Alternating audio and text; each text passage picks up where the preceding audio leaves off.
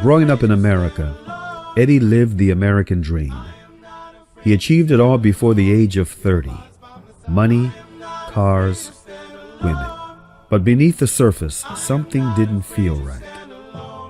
After achieving everything he ever desired, Eddie turned his back and walked away from it all and took his life in a whole new direction.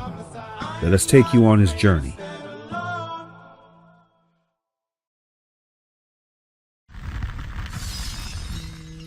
Eddie was born in Buffalo, New York, to parents who had immigrated from Yugoslavia in the early 1970s. Soon after Eddie's birth, Eddie's father decided to move to Chicago in search of a better job. My wife, she was working. I was working. I was working also nighttime. During that day, on the weekend, usually his father comes late from that kind of a work. Kid was many times left on his own. There was some vacuum there, and he just filled it up with undesirable friends and with undesirable things. I used to also took him to nightclub where I sing, or playing pool or during the daytime when I'm free. That time I don't know really how to raise a child. We were more consumed with what normal kids are consumed with, just having a good time. Really just playing video games, getting out there on the streets and trying to find something exciting, an adrenaline rush. Growing up as a youth, I had a lot of, we had a lot of maybe confusion. From his early years, Eddie always found himself in trouble. I wasn't the oldest one of the bunch, but I was willing always to go a step further. I would sometimes go and defend those who I thought to be really my brothers and those who are close to me. I was the one to step up and make sure that nobody was going to mess with my brothers, my friends. I remember one time, and they catch him and some other his friend, and he was a kind of leader. Growing up, he was, I would say in his early years, was, not too far from trouble. But he was always at the same time like a concerning brother, even though he was involved in a lot of trouble. He still would make sure that, me being younger would not, make those same mistakes he made. Usually children form by their 15th year, and once it's a little bit harder to form them later. So during those 15 years, definitely there was some lack of proper upbringing. Children are like a garden. You water the garden, you weed the garden, regularly, and you miss it 1 week, and the garden is overtaken by the weeds. In a society that demanded both parents to work, children would be the ones most affected.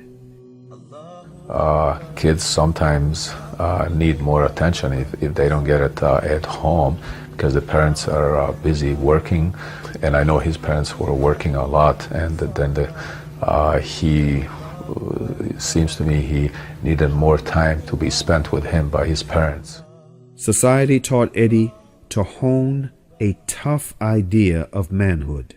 In elementary school, you would get in fights and you have one group of kids fighting the other group of kids. So now you pick up on this, and that's that like street mentality. There was not knowing the truth, There was just believing whatever he sees on TV or reads in the papers.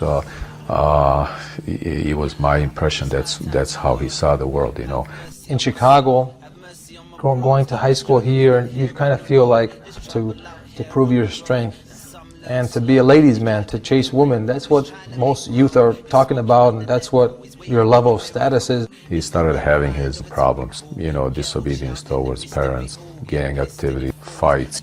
It was He was, kind of disturbed. Things were going out of the control, One fight here, another fight there, trying to get this person's attention. School really was secondary.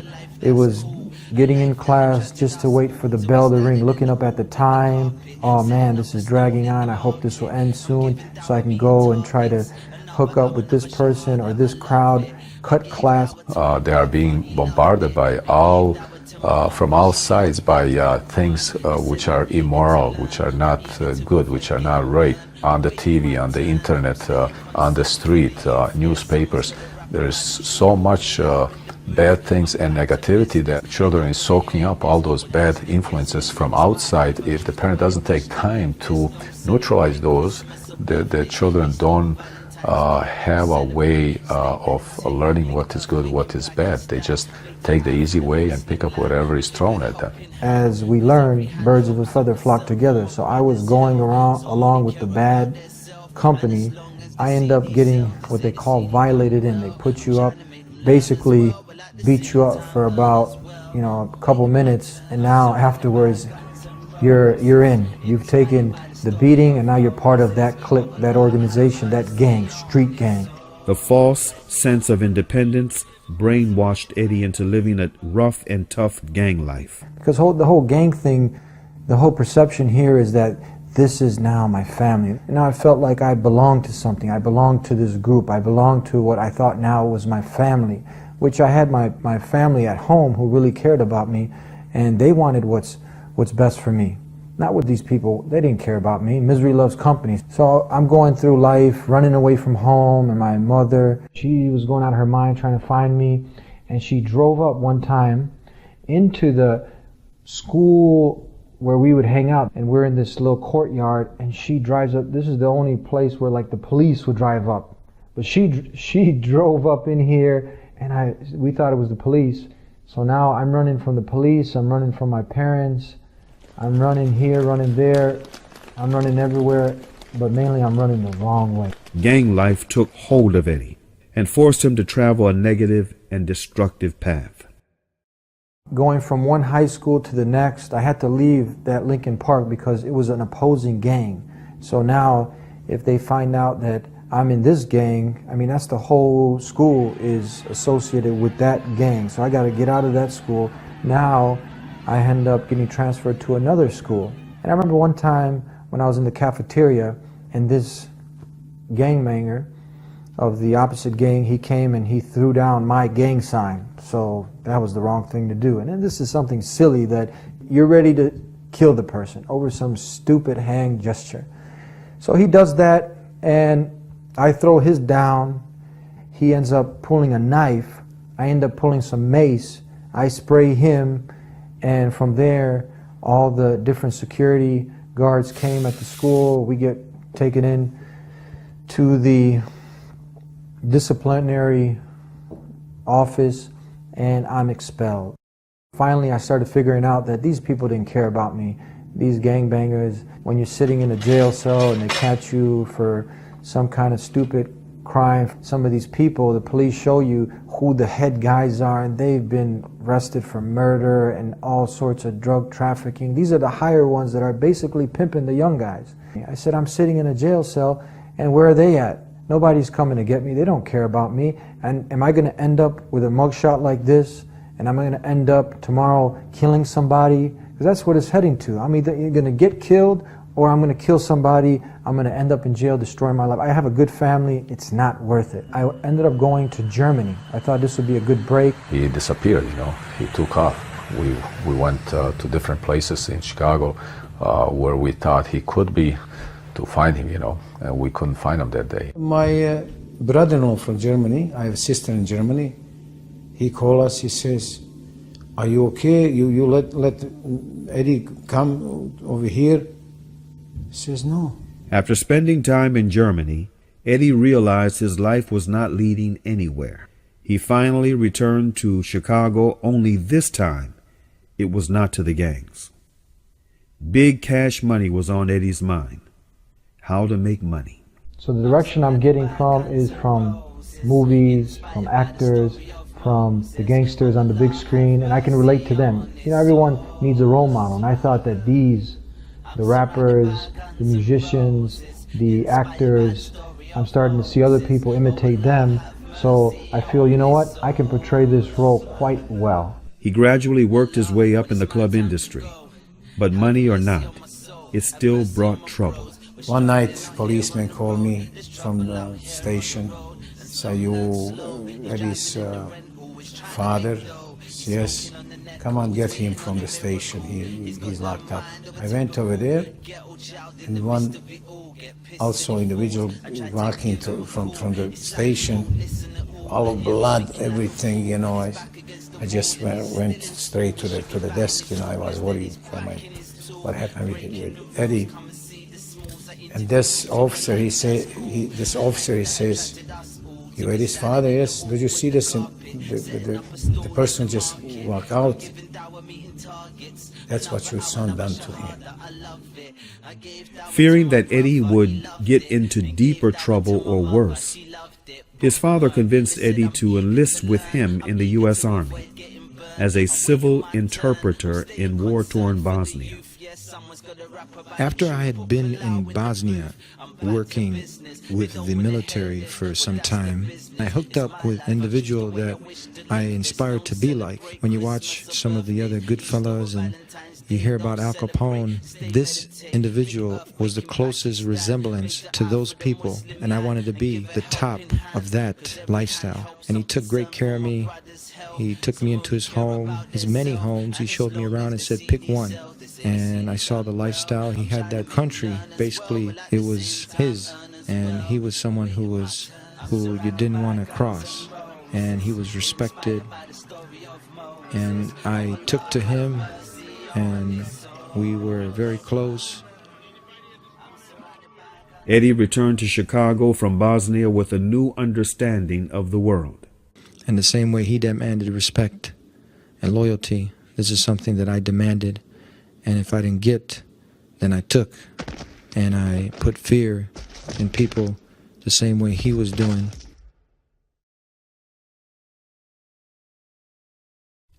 Influenced by his father's work in the club industry, Eddie naturally began to seek out that path.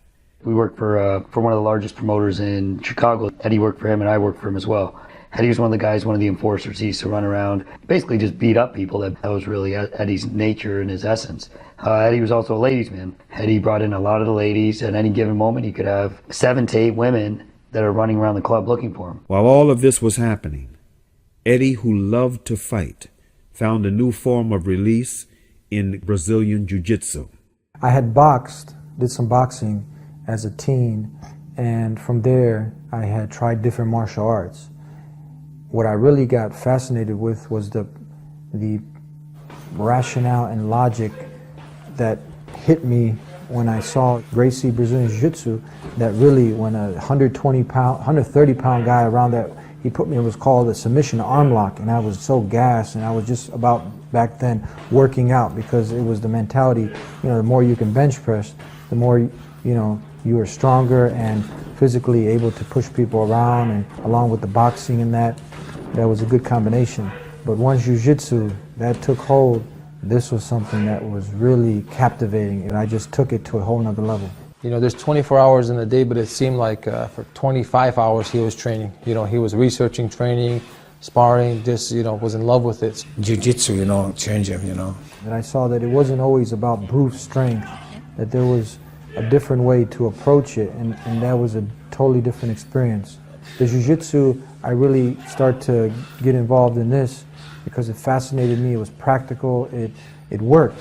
I started to train in the Jiu-Jitsu. I became the person who was out here, the instructor. I became his top student. But Jiu-Jitsu wasn't enough to keep Eddie away from the cooler lifestyle. Worldly side, someone looking in, you've got it made, but there's something missing inside. 1 minute happy because there's some pleasure that happens in my life. Maybe I make some money, maybe I hook up with a certain young lady. Really just, again, marking time. I know Eddie's presence was very significant in the club. Everybody knew Eddie. From the outside, people looking in said, hey, this is the man. When he was dating one of the hottest girls in the city, he decided to get a Harley, a chopper, 430, a nice new Mercedes. Oh, he's got the nice car. He's got the people who are flocking to be around him. They want to be on that guest list. You're living a dream, but at the end, when you go through this cycle again, it's more corruption. You're around people who are just cutthroat, dirty business people, liars, and I had learned better values for my family. As the cool became common, Eddie began to have a new sense of life. We were about 6 months into owning this nightclub together. We were probably drinking 6 nights a week because we were at the bar all the time. So as training went down, the amount of women went up. And Eddie, I think to this day, may look at it God's way of kind of saying, yeah, you're having fun, but this isn't the way you're supposed to be having fun.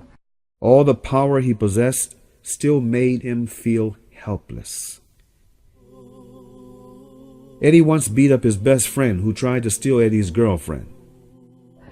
I don't think he felt any better about himself. His ego may have felt better, but his inner soul didn't feel better. His inner soul was broken at that moment. He started to realize that as strong as he is and as intimidating as he is as an individual, it really didn't matter. There was no peace. The overall entertainment around me, it had me hypnotized until situations got heated, like a big fight we had. One of the guys, a few of them really got hurt. One guy almost died. And next thing you know, at 3 in the morning, the following night, I'm getting knocked on the door. The detectives are there, and I'm in the bullpen and in the county jail, and I'm praying earnestly, oh God, help me. Oh God, help me. Get me out of here. I don't want to be in jail. Everything. Let me just get out and kiss the ground. Nobody wants to be there. The glamorous life Eddie had been living felt shallow and empty. There was no peace of mind. Initially when we met, Eddie seemed pretty perfect. The perfect lifestyle. All the women, all the cars. Tough guy, he can do anything he wants to do, runs around with his head up. But as I got to know him, it seemed flawed. There was things missing. His physical being was great for his ego, but it left him empty. I kept it always real. I said, if I do make $1 million, I'll be the same guy. I might have a bigger house, maybe a nicer car, but what then? Right near the end, there was just a void. And I started to look at some of the celebrities' lives, and I would go through talking to some of these people, and man, these people are more depressed than the average Joe.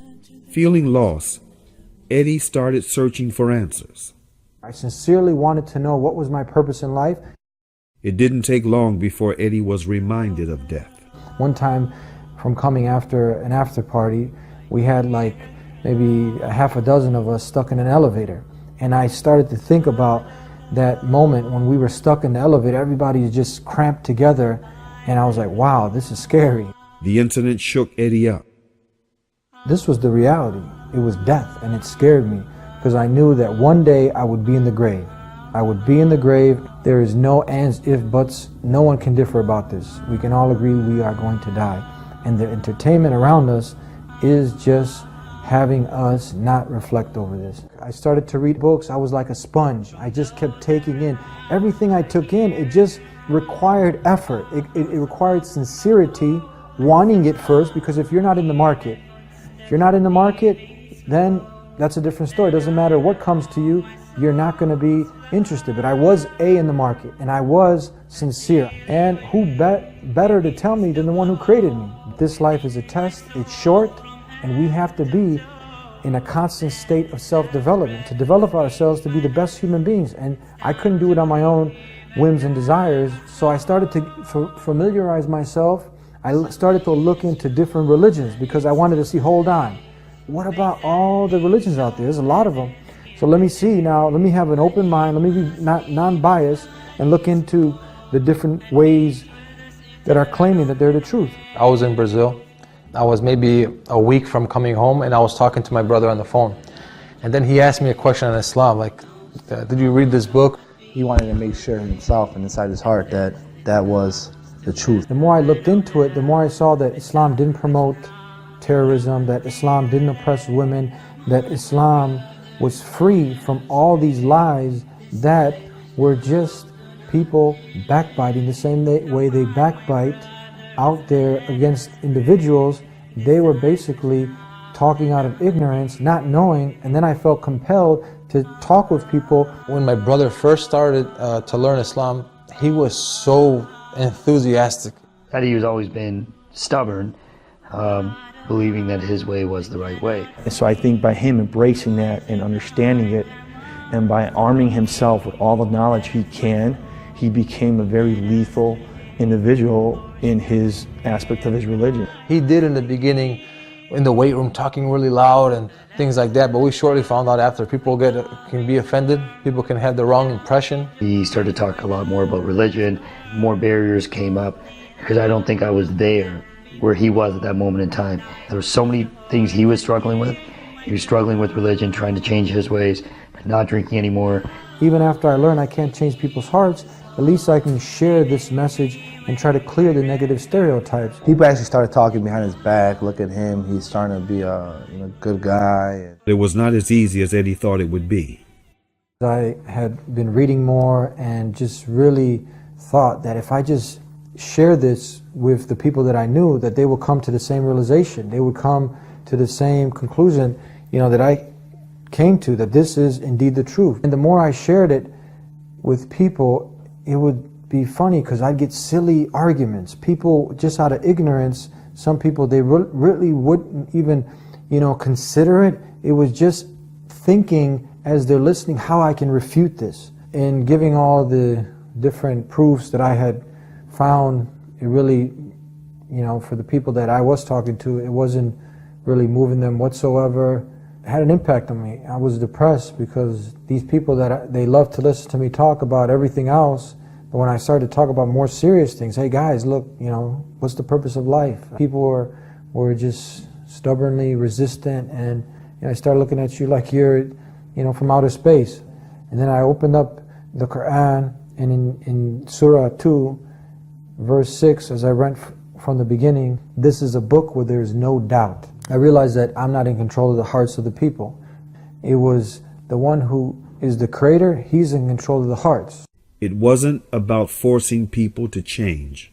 I did my job, I shared what I knew, this new information. Maybe God Almighty will guide them at a different time. Maybe at one point they'll realize and go through some of the things that I went through to get here. Eddie's newly acquired knowledge allowed him to see life in a very different way. Now the transition didn't happen overnight. It's not like now you find the truth and all of a sudden you're just free from all the different vices that you've had. It was a constant struggle. I gave up drinking right away. I never smoked, but there was other vices that took time for me to get rid of out of my life. When I was in these places, it was funny that I was giving people dawah. I was talking about something, and it was different to be in these places and you see everybody's drunk. Everybody's out of their mind. So he started less and less going to the club. He'll go to his parties but leave, like be there for an hour and leave. Sometimes he wouldn't even show up and just have me and someone else run it. He kind of like wanted to talk to people about Islam, but then he was kind of being a hypocrite because he was in the scene, and I think it forced him more to get out of it. I didn't give up the prayer. I would hide somewhere to make it. If I couldn't make it in the club, I would walk out of the club and I would go and make it in the car. I did not give up that prayer. That was something that I feel it saved me. Eddie had stopped drinking at this point. Me and Eddie used to drink a lot. Eddie used to drink maybe more than me. At that point, Eddie had quit drinking. This over a 2-3 month time period. He was praying 5 times a day. He was doing a lot of reading, a lot of studying on Islam.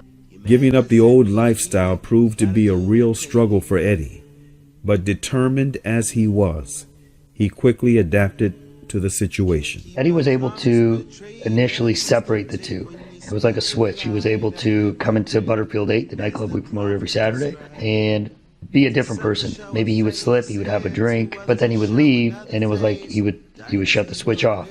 So now he would go and he would listen to a lot of documentaries, he would go read the Quran, he would pray. It was Dr. Jekyll and Mr. Hyde. And he was struggling with that, but the effort was there. There was a conscious effort to make that switch. Once Eddie and myself parted ways and we stopped doing events together, that's where Eddie was able to separate himself completely from the nightlife, the nightclub environment. Eddie felt imprisoned by everything that was surrounding him. I have to get out of this totally. And the more I learned and the more I implemented, the easier it became for me to start to transition, to leave off a lot of the old friends. I almost did get away from Chicago. He needed to get out. So he came down here, visited. I know one night, his last night here in Windsor, he was staying at the casino. I think it was a conscious effort on his part to try to hit rock bottom. He did things that he pushed himself to the ethical extremes that he could, to do things that to this day I think played an integral role in helping him evolve into the person he is. I remember seeing him the next day before he left, and there was that emptiness in his eyes. It was a bigger emptiness than I think I've ever really seen in his eyes. Jiu-Jitsu provided a way out for Eddie. I want to thank God also for Jiu-Jitsu, because Jiu-Jitsu also helped me to spend more time doing something constructive, something that's fun, and it helped me also to channel some of my energy into something positive. And it's a struggle, like life itself is a struggle. To get better, you have to be more disciplined to achieve the different belt levels. You have to stay with it. You cannot give up. Working out, you cannot give up. You see the benefits at the end. The martial arts have a very strong history in etiquette and mannerisms and things that a culture, a way to live that's outside of fighting. You know, like having respect, being humble, things like that. So before we were black belts and before we were practicing Islam, we were like the complete opposite. When you sign up for a membership at a health club or at Jiu-Jitsu or anywhere, there needs to be some effort. You get excited and now you say, okay, this is what I need in my life. I need to lose weight. And now you get in there and you sign up, but after 2-3 classes, you're just lazy. I mean, you just don't want to continue forward, and now you only hinder yourself. Now you're not going to accomplish that great feeling of feeling good, looking good, being healthy. It's going to require some work. It's the same thing here. It's the same thing with this way of life that the Creator has laid down for all of us to live. It's a way to develop yourself to be a better human being. So you're going to have to sacrifice. You're going to have to be disciplined. There's some things that you might have to give up. But if you are sincere and you earnestly want it, you're going to see that these things weren't even good for me in the first place. I was talking about, like, these are material things. But if you look a little further out the box, you see this universe and everything in it. That design indicates a designer. We don't like that. We can understand that, but when people, they go and they direct what's supposed to be directed to the Creator, they direct it to someone else. You give me $100? Yeah. Instead of saying thank you, yeah, I say thank you to someone else.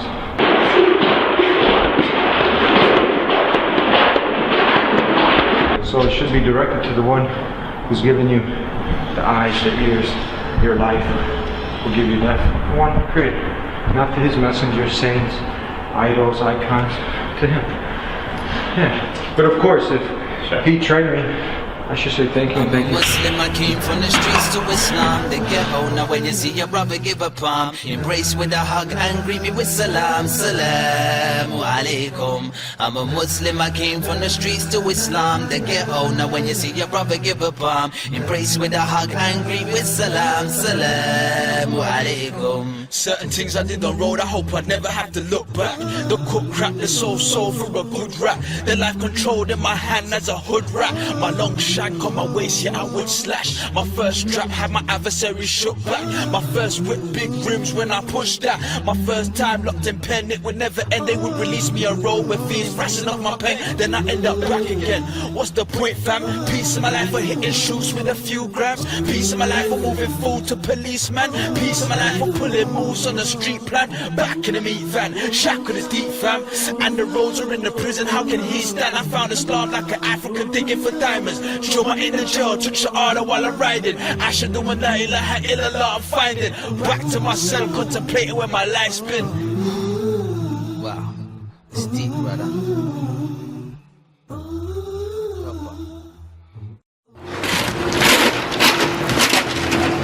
Going to a high school to talk to some faculty there and to some students. I'm still waiting for a gift. I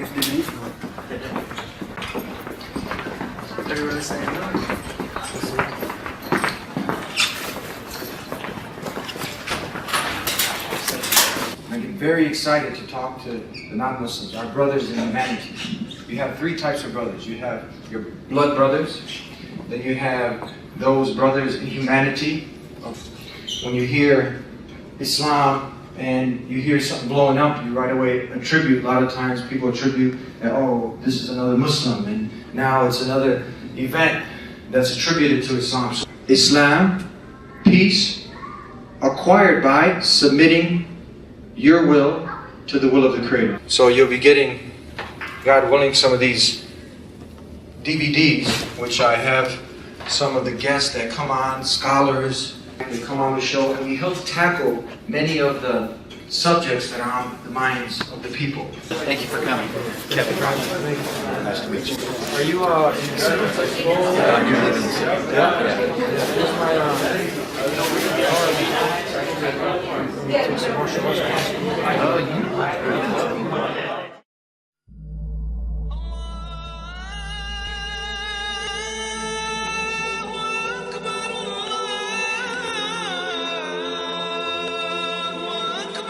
Bismillah, alhamdulillah, assalamu alaikum, peace be unto you. Welcome to the Deen Show, which is a way of life we try to put out there for everyone to see, helping you understand Islam and Muslims. When he started the Deen Show, it was just an idea. I was on my way, I was about to do the fifth pillar of Islam. I believe he was going to Hajj at the time with my good friend.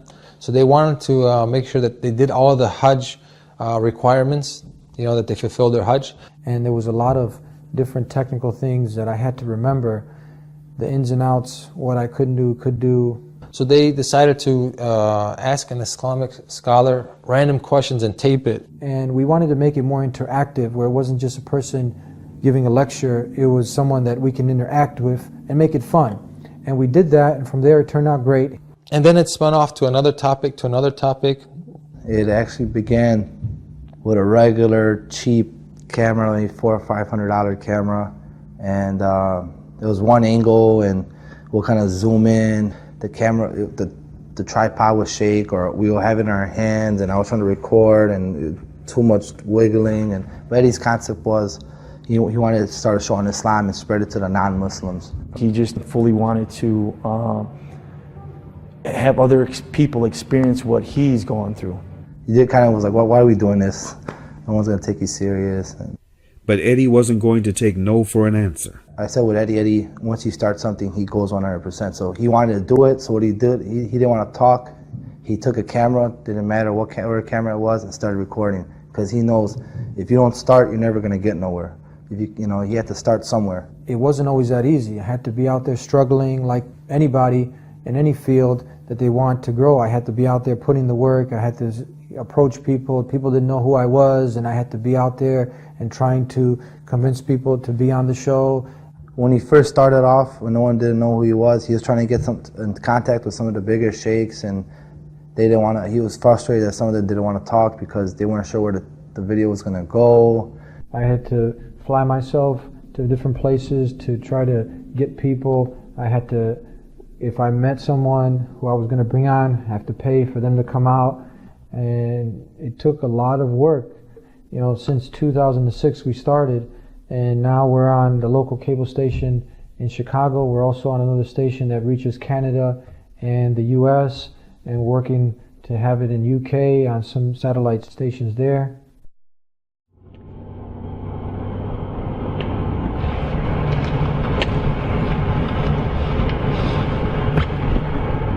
You working out? Okay, just want to make sure you're ready for filming tonight. Yeah. So, God willing, inshallah, we're going to pick up the shit, and then we're going to go back to the studio and film some shows, inshallah. How do you choose your guests? Allah chooses the guests, I just pick them up, brother.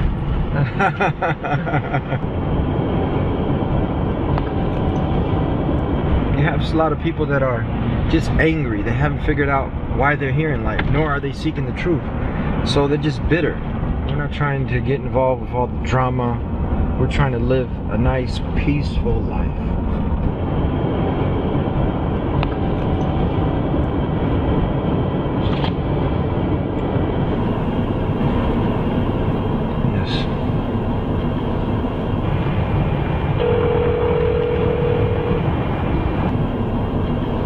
Got randomly selected twice.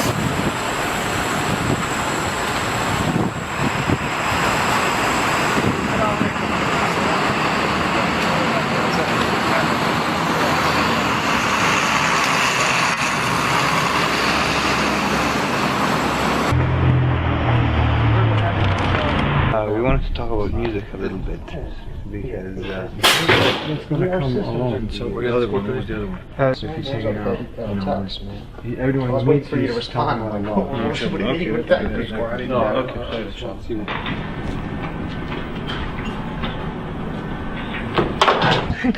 Third one is there. Here, no breaks, straight through. 5 minutes, 3 minutes, 1 minute.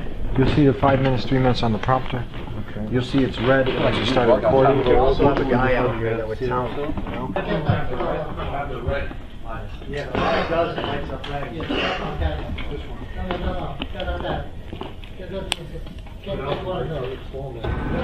Are you wrapping up, Bill? Did you get the chance to watch the show, brother? Yeah! Did it make sense? Huh? Did it make sense? Yeah. All right. You're all wrapped up. You get chicken. You're all wrapped up. All wrapped up? Yeah. The website we mentioned, to go see some more of the shows that we did. Your show.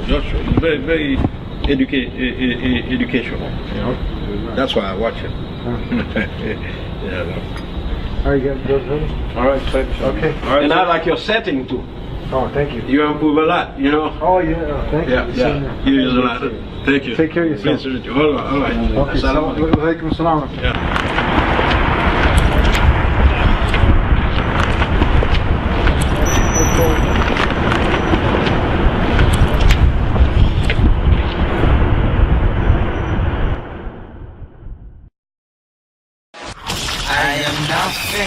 He's really passionate about what he does, so he's got a 1,000 ideas, you know. So he's taking things bits and pieces. Every now and then I'll try to put something in his ear, but he's taking this thing by the horns and is writing it out.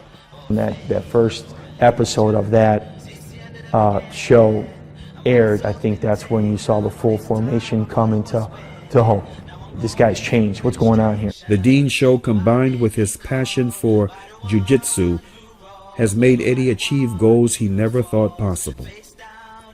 Eddie's purpose with the Dean Show was to enlighten people who might be in a similar condition as he was in the past. It is good for him to make up for all those times that he missed doing what is right. So, you know, and he probably realizes that. That's why he's working extra hard, you know. So. Eddie continues his struggle to help people find a way that has been lost to them, for he himself is an example of redemption. He is living proof that if one puts his or her mind to it, they can achieve anything. If you want to do it and you have a willpower, you can do it. And if you have some support and some guidance, it is possible. Being part of the biggest family of martial arts with over a few hundred students, having a family, having 3 kids right now, and the Dean Show, man, it's a lot of work. He's a machine, you know. If someone who knew Eddie in his youth, they would maybe predict that he'd be dead, or he'd be in jail, or he'd be definitely in the negative side of life, you know. But to see someone change, to see that their whole their character changes, to see their these you know, countless changes, positive changes in their life, it's a sign of God. Allah give us Jannah, Allah give us Jannah. Give Jannah to my mother, give Jannah to my father, give Jannah to my sisters, give Jannah to my brother. Allah take us higher, Allah take us higher. Allah save us from the fire, Allah save us from the fire. Have mercy on us, have mercy on us, have mercy on us, have mercy on us on Judgment Day. I bow down, supplicate the world to the best. I need help trying to pass this test. It's hard. I'm standing, I'm waiting in line like the rest until it's my turn to face death. Oh well, Lord, I might be next. This could be my last breath. That's why I take precautions with every single step. I ain't got the time to hang around like the rest. I ain't got time for no gang bandana around the neck. When it rains, I get wet. When it snows, I feel the cold. When it's my time to go, I ain't special, I'ma go. I expect them to know after what they've been told what you're trying to achieve, bro. From that life on the road. It's time.